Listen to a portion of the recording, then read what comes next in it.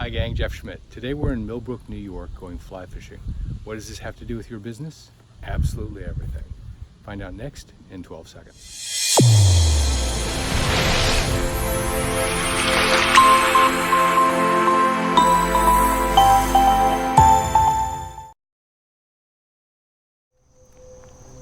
Hey gang, it's Jeff. Hey, listen, first of all, I want to tell you about the hat that I was wearing in the opening segment. I got that at the fly fishing school.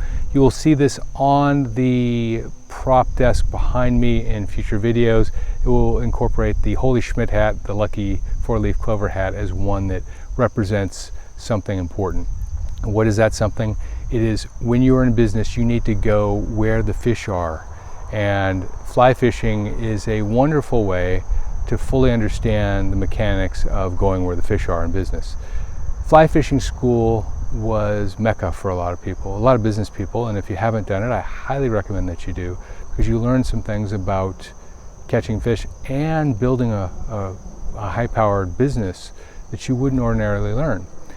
So I showed up in Millbrook for school on that morning and spent the morning in the classroom and also out at the pond learning how to cast. And the classroom taught proper casting technique, where the fish are, what the difference between fishing deep into the water and on the top of the water is, and eventually they took us out to the pond to teach us how to cast, which we learned how to do. It took me an hour, but it took other people a little less time. We came in for lunch and then it was time. We went out and we hit it and we were fly fishing on the water. Now, I was great at getting the line out into the middle of the water body. It was a very big river. In fact, it was a very slow moving river, so I was able to get it right out of the middle. And I did this for about 30 minutes and absolutely nothing happened. Finally, Bob came by and he said, "What are you doing, Jeff?" And I said, "I'm casting, Bob. Can you see that I can get it right out past the middle, and even farther, I can get it closer to the other side?" He said, "I know, but why are you doing that?" I said, "Because the middle is where the deep part, and that's where all the fish are." He said, "No, all of the fish are on the edges. The only reason you cast out into the middle is so that you learn how to cast to the edge when you're standing in the middle, because that is where most people stand." I didn't have my rubber boots on, but I was going to go pick up a pair in a couple minutes and try it from the middle, but I thought I'd continue on from the side for a few more minutes. I looked over to my right and I saw a gentleman who was on the edge and he was being somewhat successful. I didn't really want to go out in the water, so I walked over to him and asked him what he was doing. He said, "I am fishing on the shoreline. I'm fishing left to right. I'm not fishing forward to backward and forward." And so I tried it, and within a couple of minutes I caught a fish. I was so excited. It was tiny, but I did catch a fish. And for a couple more minutes I stood with him, and he didn't catch anything and I didn't catch anything. And I again looked to the right and I saw a gentleman standing out in the middle of the river, about waist high in water, and he was fishing inward and he was catching a lot of fish. So I said goodbye to the gentleman I was talking to, continued to walk toward the right, and caught up with the man in the middle. I grabbed my rubber boots along the way and I waved to him, he waved to me, and he signaled me out. Now, this was a more experienced fly fisherman, but what you'll find is that if you're in the family, meaning if you're a fly fisherman, then they want to teach you about fly fishing, the newbies like me anyway. I put on the rubber boots and actually an entire waist-high contraption of not just rubber boots, but waterproof pants as well, and I walked out. And I'm standing with him, it's a little bit cold, and he's telling me about his strategy. And he said, "You always fish towards the shoreline, and you don't fish with the sun in your eyes, you fish with the sun behind you, because the fish can see you. And if the sun's in your eyes, you are well lit for the fish and they won't come near you if you happen to move at all. And when you're casting your rod, your line, you're moving. But with the sun behind you, it's shining in their eyes, and you have the opportunity to have less of a chance anyway of being seen." So I tried it, and I watched the gentleman who was standing next to me.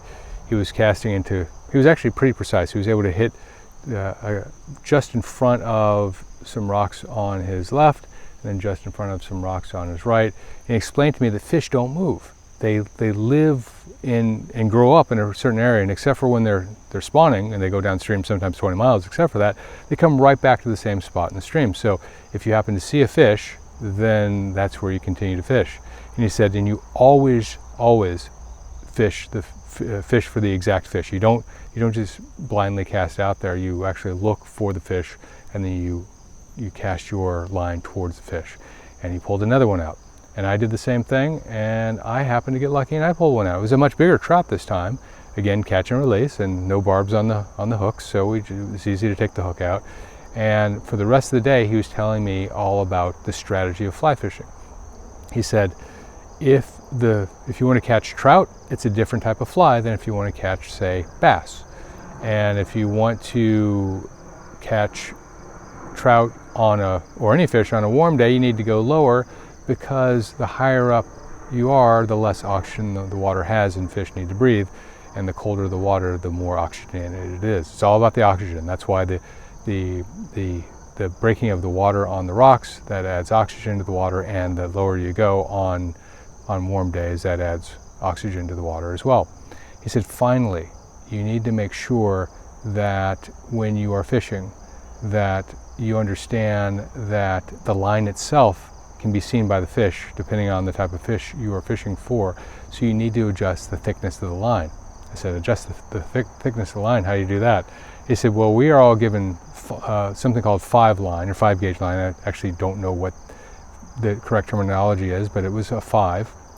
And sometimes you need something that's microscopic, because the fish can see the line, so you need a 2 or a 3. And sometimes if you're going for really big fish, you can go something bigger, and you can use a 7 or 8. But right now, the line that they've given us is just fine. So the bottom line is this: when you are out fishing, you need to know how to cast, you need to know what bait to use, you need to go where the fish are, you need to fish the specific fish directly, and you need to make sure that the movement that you have cannot be seen by the fish. Now, what does this have to do with business? Well, when you're going where the fish are, you need to give your client what they want.